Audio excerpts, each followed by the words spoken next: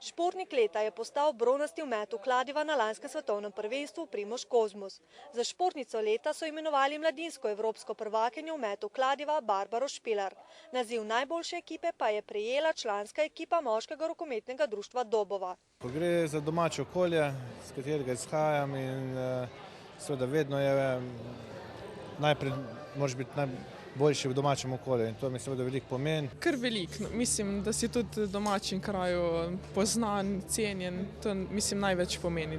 Pa to je priznanje za dolgoletno delo, to je nagrada za dolgoletno delo, neko uspešno delo. Podelili so tudi 4 znake in 65 diplom. Plaketi za življenjsko delo sta prejeli 87-letna Marija Veble in 90-letna Mimica Avsec. Nagrada občanov pa je šla v roke badmintonistki Maji Sušin.